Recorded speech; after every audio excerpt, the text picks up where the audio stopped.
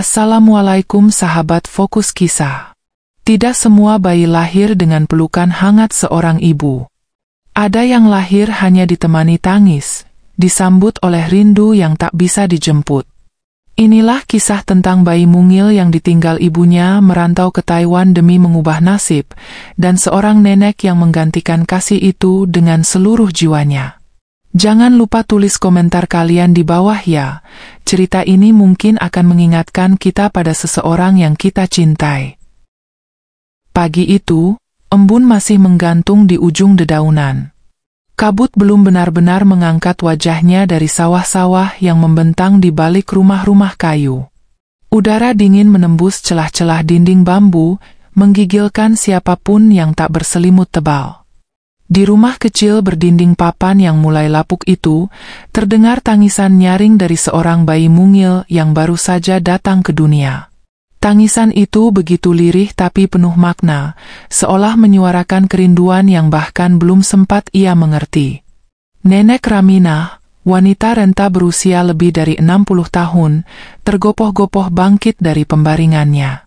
Dengan tangan yang bergetar dan langkah yang mulai pelan karena usia, ia menuju sudut ruangan tempat bayi itu diletakkan. "Sabar, nak. Nek datang, jangan nangis ya," gumamnya lirih, nyaris berbisik karena suaranya pun mulai lemah. Bayi itu meringkuk dalam balutan selimut tipis, wajahnya memerah karena menangis terus-menerus sejak malam. Nenek Raminah menyentuh pipi mungil itu dengan lembut, lalu menggendongnya dengan hati-hati, seperti mengangkat sekeping dunia yang rapuh. "Ya Allah, kecilnya kamu, nak. Kamu pasti kangen sama ibumu ya?" ucapnya sambil menimang pelan. Suara tangisan itu mulai reda, berganti gumaman kecil dan helaan napas pendek. Tak ada siapa-siapa selain dirinya. Tak ada ayah bayi itu yang bisa membantu, karena sejak awal Leni, anak perempuan satu-satunya nenek Raminah, mengandung tanpa kejelasan siapa ayah sang anak. Tak ada pula sang ibu, yang bahkan belum sempat menyentuh bayinya sendiri, karena harus berangkat ke Taiwan demi mencari nafkah beberapa minggu sebelum melahirkan. Tinggallah bayi mungil itu bersama nenek renta yang mencoba kuat, meski hatinya sepi dan raganya lelah. Semua terjadi begitu cepat. 3 bulan lalu, Leni duduk di beranda rumah dengan perut buncit, memandangi langit sore yang kemerahan. Ia memeluk bundel kecil berisi pakaian bayi dan paspor. "Bu, aku harus pergi. Aku harus cari uang. Aku nggak mau anakku hidup susah kayak kita," ucapnya dengan mata yang berkaca-kaca. Nenek Raminah tak langsung menjawab. Hatinya tercekat antara bangga dan hancur.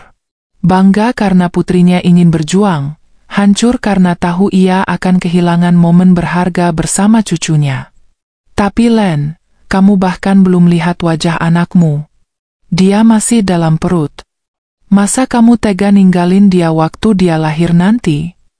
Lirih suara sang ibu, mengandung ribuan doa dan air mata yang tak sempat tumpah. Leni menunduk, menahan isak. "Aku nggak mau dia lahir dan langsung hidup miskin, Bu.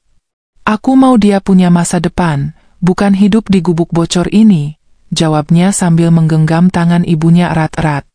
Malam itu adalah malam terakhir Leni tidur di rumah kecil itu.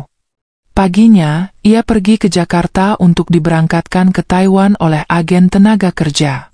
Dan hanya 2 minggu setelah kepergian Leni, bayi itu lahir ke dunia. Tanpa pelukan hangat sang ibu, tanpa tatapan pertama yang biasanya jadi momen paling membahagiakan seorang ibu. Tangisan pertamanya hanya disambut air mata nenek Raminah yang terus berdoa agar Leni diberi keselamatan di negeri orang. Dunia memang tak pernah benar-benar adil bagi mereka yang dilahirkan dalam garis nasib yang sederhana.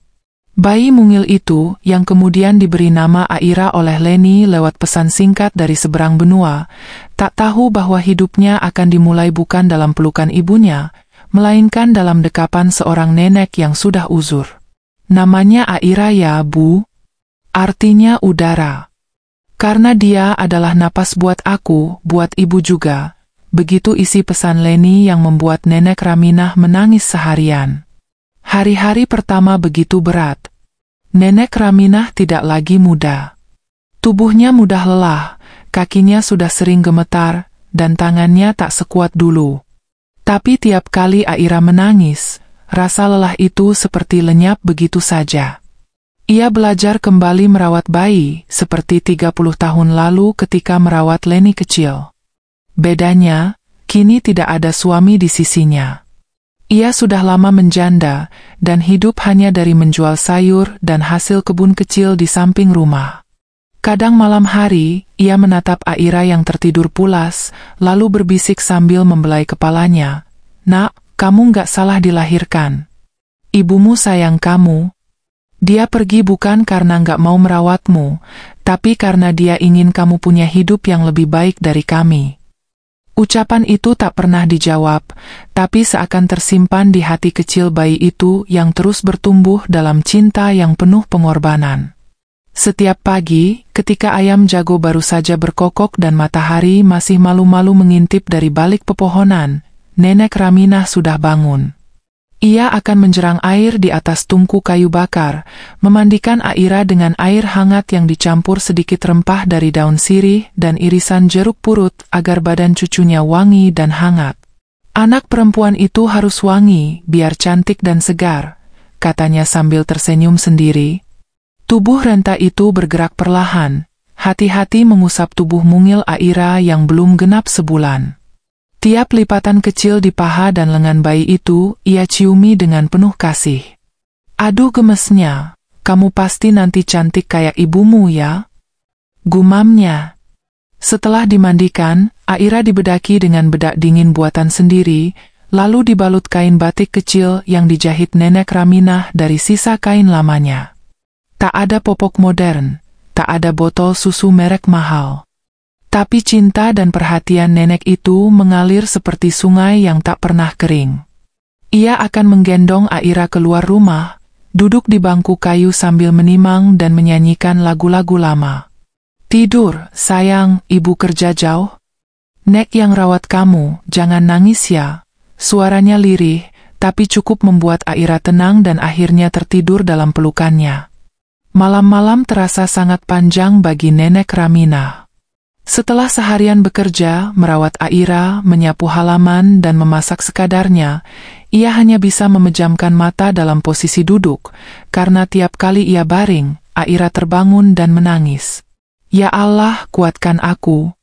Anak ini nggak salah, jangan sampai dia merasa tak punya ibu," ucapnya dalam doa malam.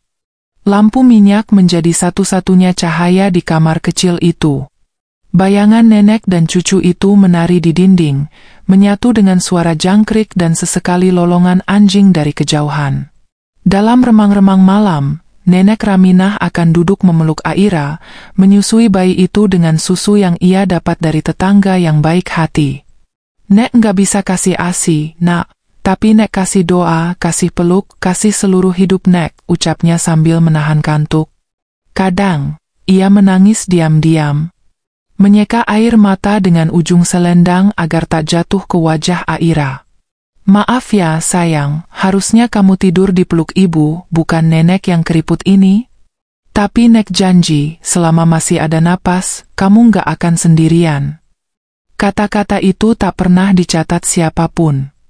Tapi cinta macam ini tak butuh saksi, karena Tuhan sendiri yang menyimpannya dalam catatan langit. Hari berganti hari. Aira tumbuh perlahan, seperti tunas kecil yang tumbuh di sela-sela retakan tanah kering. Wajahnya semakin bulat, pipinya semakin merah dan matanya, entah kenapa, selalu membuat Nenek Raminah terdiam setiap kali menatapnya. Mata itu seperti menyimpan ribuan pertanyaan, juga rindu yang belum terjawab. "Kamu mirip sekali sama ibumu waktu kecil, tapi tatapanmu lebih dalam, nak. Seperti kamu tahu dunia ini nggak akan mudah untukmu," gumam sang nenek sambil menyuapi Aira dengan bubur beras hangat. Kini Aira sudah berusia 7 bulan. Ia mulai belajar duduk, merangkak perlahan, dan tertawa setiap kali neneknya membuat suara-suara aneh dengan mulutnya. Meski usianya senja, Nenek Raminah rela bermain di lantai tanah, membentuk mainan dari batang pisang atau kain-kain bekas, asalkan Aira tertawa. "Tuh, kamu ketawa lagi. Nek kalah sama senyummu, nak," katanya sambil mencubit pipi cucunya lembut. Tapi di balik tawa itu, ada sejumput cemas yang selalu hadir di hati Nenek Raminah. Setiap malam, saat Aira sudah tidur, ia membuka kembali foto Leni yang dikirim dari Taiwan. Wajah Leni tersenyum, tapi matanya sembab seperti habis menangis. "Leni, kamu di sana baik-baik saja kan? Anakmu makin besar. Cepat pulang ya, dia butuh kamu." Tapi tak pernah ada balasan cepat dari Leni. Kadang satu pesan saja bisa butuh seminggu untuk dibalas. Dan itu pun hanya "Bu, doakan aku kuat. Aku kangen Aira." Pesan-pesan pendek itu lebih sering menambah tangis Nenek Raminah, bukan menenangkannya. Suatu pagi, hujan turun sejak dini hari. Air membasahi atap seng rumah mereka, menetes dari celah-celah kecil dan menggenang di lantai tanah. Nenek Raminah menggendong Aira yang rewel karena dingin. Ia mencoba memeluk cucunya erat-erat, menyelimuti dengan sarung tipis sambil bernyanyi pelan. "Hujan turun, sayang, biar tanah jadi subur, biar hidup kamu kelak penuh berkah." Tapi tangan nenek mulai gemetar. Badannya menggigil. Ia tahu tubuhnya tak lagi kuat menahan udara lembab dan dingin seperti dulu. Keesokan harinya, tubuh Nenek Raminah panas. Keringat dingin membasahi leher dan punggungnya. Tapi ia tetap bangun, memaksakan diri memasak bubur untuk Aira. "Nek nggak boleh sakit, siapa yang jagain kamu kalau Nek nggak kuat?" katanya sambil menahan batuk. Ia rebahkan Aira di ayunan kain, lalu berusaha menyapu halaman sambil memegang dinding agar tak jatuh. Beberapa tetangga melihat dan datang membantu. "Saya bikinkan teh hangat ya, Mak Minah," kata Bu Yati, tetangga sebelah. "Nggak usah repot, saya juga bisa jagain si Aira dulu." Tapi Nenek Raminah tersenyum kaku. "Terima kasih, Yat. Aira udah kayak napas saya. Selama saya bisa buka mata, saya mau terus dekat sama dia." Ia tidak ingin cucunya terbiasa diasuh orang lain. Ia tidak ingin Aira tumbuh tanpa kenangan akan pelukan neneknya, yang meski renta, tetap penuh cinta. Beberapa bulan kemudian, Aira mulai berjalan. Langkah pertamanya terjadi ketika Nenek Raminah sedang menyiram tanaman cabai di samping rumah. Ia mendengar suara tawa kecil yang berbeda dari biasanya, dan ketika menoleh, dilihatnya Aira berdiri dengan gemetar, lalu melangkah ke arahnya dengan kaki mungil yang belum stabil. "Ya Allah, kamu jalan, Nak?" serunya sambil menangis haru. Ia meletakkan gayung dan langsung memeluk Aira erat-erat. "Kamu hebat sekali, padahal kamu tumbuh tanpa ibu di sisimu." Hari itu, Nenek Raminah menangis lebih lama dari biasanya. Ia duduk di tikar sambil memangku Aira, memandangi anak itu seperti harta yang paling mahal. "Ibumu pasti bangga sama kamu, tapi kapan kamu bisa peluk dia ya, Nak?" Aira hanya tertawa, mencolek pipi sang nenek yang penuh kerutan. Dunia anak-anak memang tak mengenal kehilangan. Tapi dunia orang tua penuh dengan harapan-harapan yang perlahan dicemaskan waktu. Nenek Raminah menulis surat untuk Leni malam itu. Surat itu panjang, berisi kabar tentang langkah pertama Aira, tentang gigi mungilnya yang mulai tumbuh, tentang tangisnya saat malam, dan tawa khasnya saat bermain daun. Ia tahu surat itu mungkin tak akan langsung dibalas. Tapi menulisnya membuat hatinya sedikit lebih lega, seakan ia membagi beban rindunya pada kertas, pada kata, pada harapan-harapan kecil yang tak pernah padam. Tahun pertama Aira berlalu seperti angin. Kini ia sudah bisa berlari-lari kecil di halaman, memanggil-manggil nenek. "Neka!" dengan suara cadelnya yang lucu. Nenek Raminah, meski makin ringkih, tetap berusaha mengikuti kemana Aira pergi. Setiap kali cucunya jatuh, ia akan buru-buru menghampiri, meniup luka di lutut mungil itu dan memeluknya erat. Nek ada di sini, Nak. Jangan takut ya. Namun di balik senyum Nenek Raminah, tersimpan rasa was-was yang makin besar. Ia tahu usianya tidak lagi panjang. Ia sering pusing, sering lupa, dan kadang merasa tubuhnya tak sepenuhnya bisa dikendalikan. Kalau suatu hari Nek pergi, siapa yang akan menjaga kamu, Aira? Gumamnya saat menidurkan sang cucu. Ia memeluk tubuh mungil itu erat-erat, seolah menanamkan rasa aman sedalam mungkin ke dalam jiwa anak itu. Bu, aku rindu Aira. Aku lihat fotonya, dia udah gede ya.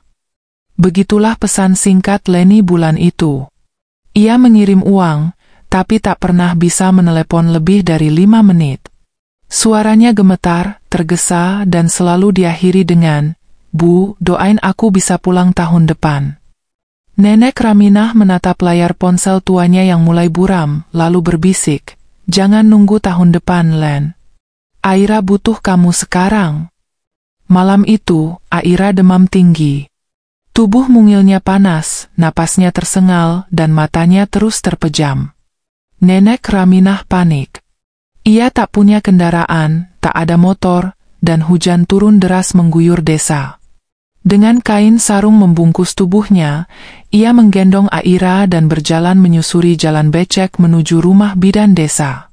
Nafasnya tersengal, kakinya hampir tak kuat menopang. Tolong ya Allah, jangan ambil cucu saya, ambil nyawa saya saja. Bidan Rina menerima mereka dengan sigap. Bu, ini harus dirawat? Dia demam tinggi, bisa kejang kalau nggak cepat turun, katanya. Nenek Raminah duduk lemas di kursi, matanya tak lepas dari tubuh Aira yang dipasangi kompres. Nak, kamu harus kuat ya, kamu belum ketemu ibu, kamu belum lihat dunia. Suaranya parau, penuh sesak, seperti menahan bencana dari dalam dadanya. Malam itu, ia duduk di samping tempat tidur Aira, menggenggam tangan mungil cucunya yang panas. Tak ada kata, hanya doa yang terus terucap dalam diam. Ia tak peduli pada dinginnya lantai, pada tubuhnya yang ikut demam, pada uang terakhir yang ia keluarkan untuk obat. Ia hanya peduli satu hal, cucunya harus hidup.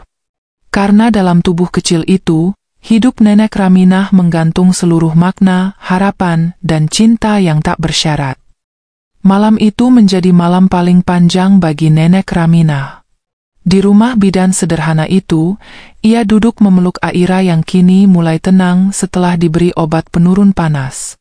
Wajah mungil cucunya yang biasanya cerah kini tampak pucat, bibirnya kering, dan napasnya masih berat. Nenek tak berhenti mengusap kepala kecil itu, sembari sesekali menciuminya dengan lembut. Kamu harus kuat, Nak. Kamu satu-satunya alasan Nek masih bertahan di dunia ini, bisiknya nyaris tak terdengar. Bidan Rina duduk di sebelahnya, memerhatikan wajah Nenek Raminah yang tampak begitu lelah dan renta. Mak Minah, kalau butuh bantuan biaya, nanti saya usahakannya. Ini anak harus dijaga betul. Tubuhnya masih sangat rentan, katanya lembut. Tapi Nenek Raminah hanya menggeleng. Terima kasih, Enduk. Selama nyawa saya masih ada, saya akan jaga Aira dengan darah dan napas saya sendiri.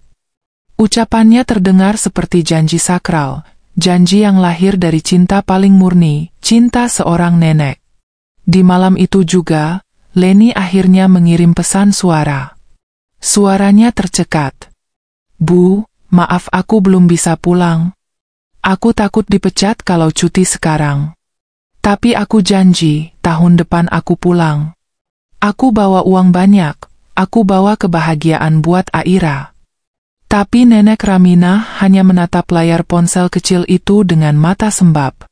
Uang bisa dicari, Leni, tapi pelukanmu, tatapanmu untuk Aira, itu yang tidak bisa digantikan. Esok paginya, ketika matahari mulai mengintip malu-malu dari balik awan, Aira membuka mata pelan. Ia menatap wajah neneknya yang tertidur di tepi ranjang, masih menggenggam tangan kecilnya. Nenek Raminah terbangun karena merasakan gerakan halus itu. Nak, kamu bangun? Ya Allah, Alhamdulillah. Ia memeluk Aira erat-erat, seperti baru saja mendapatkan kembali separuh jiwanya yang sempat hilang.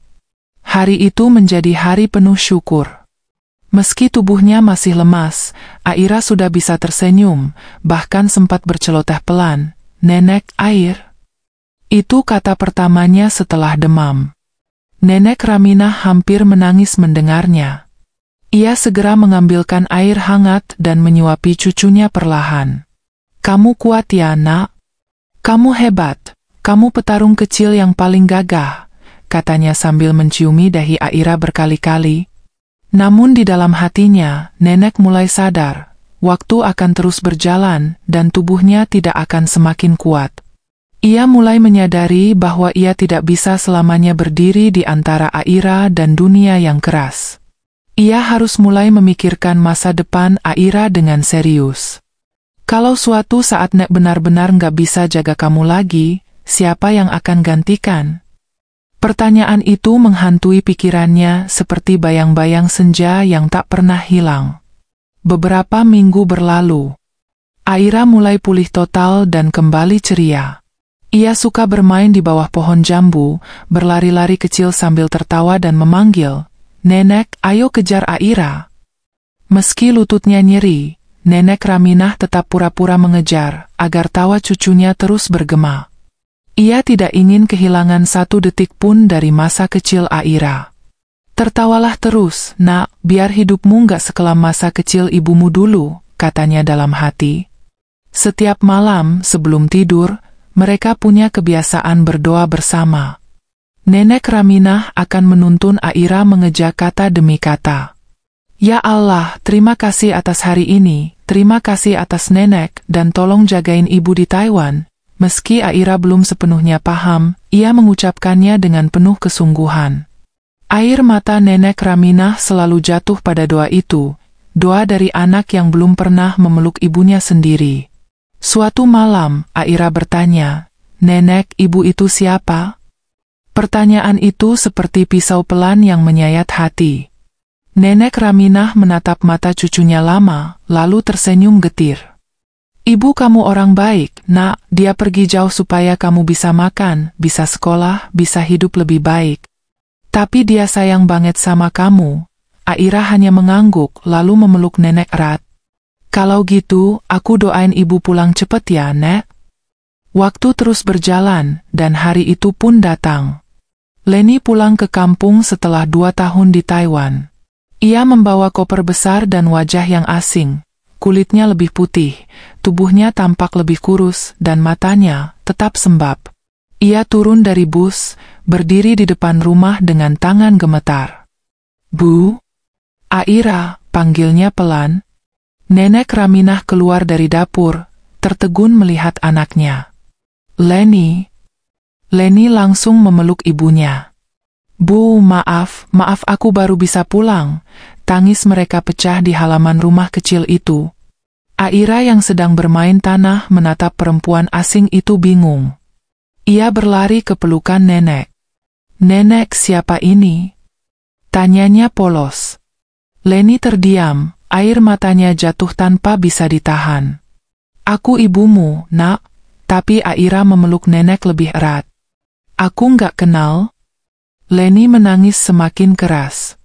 Ia sadar, ia telah melewatkan masa-masa emas dalam hidup anaknya. Masa di mana satu pelukan bisa membekas seumur hidup. Nenek Raminah hanya bisa menepuk bahu anaknya. "Semua butuh waktu, Len. Kamu harus bersabar, bangun dari awal, karena Aira bukan bayi lagi. Dia udah bisa memilih siapa yang membuatnya nyaman." Hari-hari berikutnya, Leni berjuang keras mendekatkan diri pada Aira. Ia membuatkan sarapan, mencuci baju, menemani Aira bermain. Tapi Aira tetap merasa canggung. "Nenek mana?" Selalu jadi pertanyaan favoritnya. Bahkan saat tidur pun, ia masih mencari lengan tua sang nenek. Leni mulai merasa patah hati. "Kenapa, Bu? Kenapa dia lebih sayang nenek?" tanyanya suatu malam. Nenek Raminah tersenyum lirih. Karena Nek yang pertama kali menimang dia, yang bangun malam-malam kalau dia demam, yang suapin dia waktu kamu kirim bubur dari jauh. Tapi dia tetap anakmu, Len. Cuma hatinya butuh waktu. Jangan patah semangat. Kata-kata itu menusuk hati Leni, tapi juga menyembuhkannya perlahan. Ia mulai paham bahwa cinta tidak cukup hanya dikirim dari jauh. Cinta butuh hadir, butuh pelukan, butuh air mata yang jatuh bersama. Malam itu, Leni duduk di tepi ranjang. Aira sudah mulai terbiasa dipeluk olehnya. Ia mencium kening anak itu pelan. Maafkan ibu ya, Nak, karena ibu pernah absen dari hidupmu. Tapi sekarang, ibu mau mulai dari awal. Mulai dari mendengarkan tawa, tangis, dan semua hal kecil tentangmu. Aira membuka mata pelan, menatap wajah Leni, lalu bertanya pelan, "Ibu mau nyanyiin aku kayak nenek?"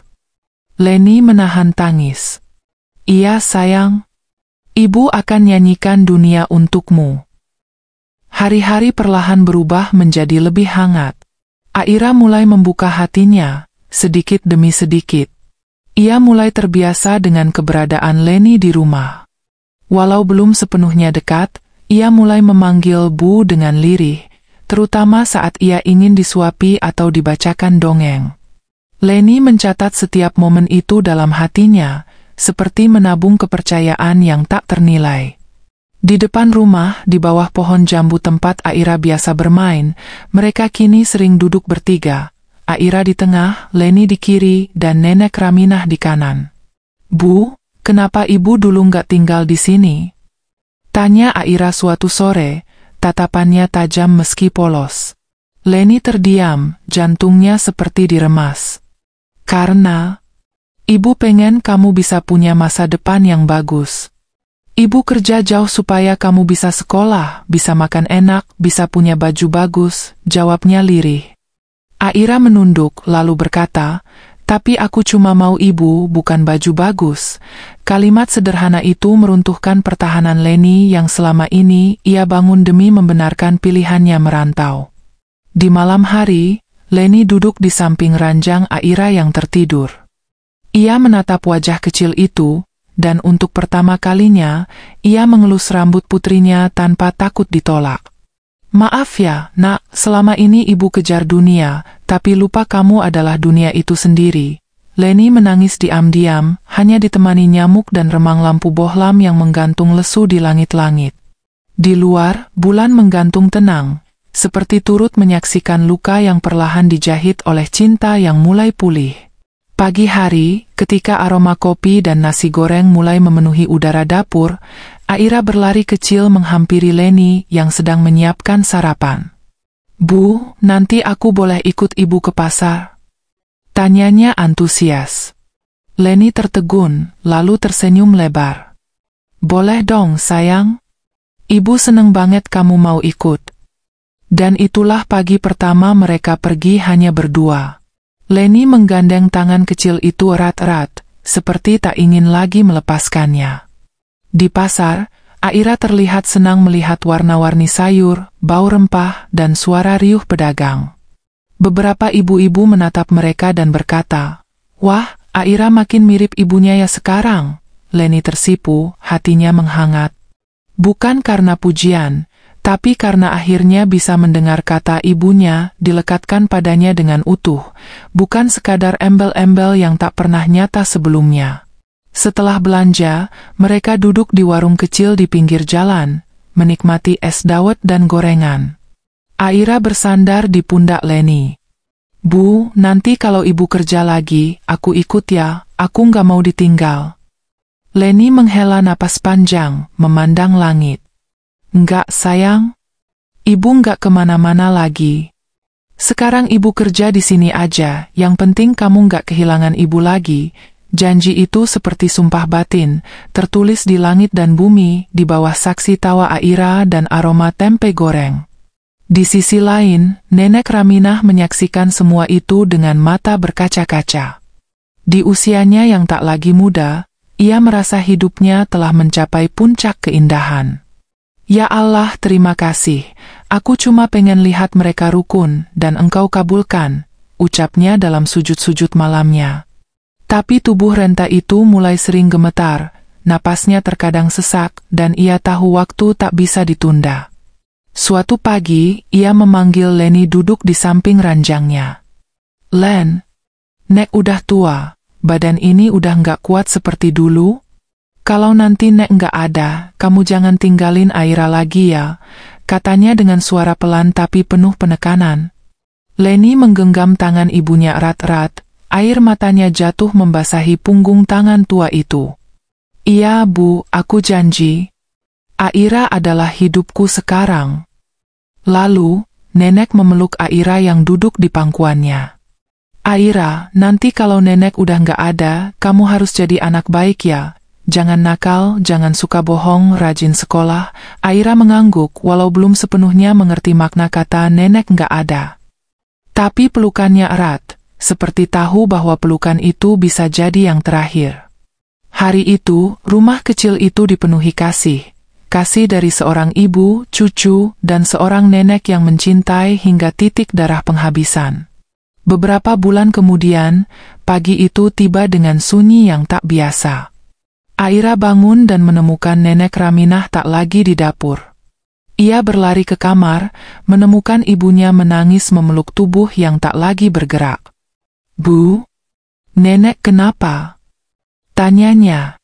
Leni menatap anaknya dengan mata yang sembab, lalu memeluk Aira erat-erat. "Nenek udah pulang ke tempat yang lebih indah, sayang. Nenek udah tenang." Pemakaman berlangsung sederhana. Banyak warga datang memberi penghormatan terakhir. Di bawah pohon jambu tempat nenek Raminah sering duduk, Aira menabur bunga dengan tangan kecilnya. "Nenek, Aira janji jadi anak baik.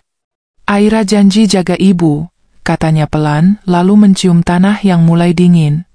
Leni menatap anaknya dengan penuh rasa haru. Di tengah kehilangan, ia menemukan harapan. Aira belajar mencintai dan melepaskan di waktu yang bersamaan. Malam itu, Leni duduk di teras rumah, memangku Aira yang mulai tertidur. "Nak, hidup itu kadang ngajarin kita lewat kehilangan. Tapi jangan takut, selama kita punya cinta, kita nggak pernah benar-benar kehilangan siapapun." Leni tahu di atas sana, ibunya pasti tersenyum, karena kasih yang ia tanam tumbuh subur di hati Aira. Beberapa tahun berlalu. Aira tumbuh menjadi gadis manis yang cerdas dan penuh empati. Ia selalu membantu ibunya di warung kecil mereka, rajin sekolah, dan dikenal sopan oleh semua guru. Di dalam buku hariannya, ia sering menulis surat untuk nenek. "Nek, hari ini Aira dapat nilai bagus. Aira ingat pesan nenek, Aira harus kuat." Tulisan itu menjadi ritual malam, seperti mengobrol dengan bintang-bintang. Leni kini tak lagi bekerja jauh. Ia membuka jasa menjahit kecil-kecilan di rumah. Ia sering memandangi Aira yang tertawa di halaman, mengenang masa-masa ketika ia nyaris kehilangan segalanya. "Kamu adalah jawaban dari setiap doa ibu, Nak," gumamnya. Ia kini benar-benar merasa utuh. Bukan karena uang, bukan karena rumah yang besar, tapi karena ia bisa memeluk anaknya setiap malam. Dan suatu sore, Aira berkata, "Bu, nanti kalau aku besar, aku mau jadi penulis. Aku mau ceritain kisah kita, tentang ibu, nenek, dan aku. Biar orang tahu, cinta itu nggak selalu datang dari yang lengkap, tapi dari yang berani tetap tinggal." Leni memeluk Aira erat, air matanya menetes pelan. "Kalau gitu, tulislah dengan hatimu, Nak. Karena kisah kita memang ditulis dengan air mata dan cinta."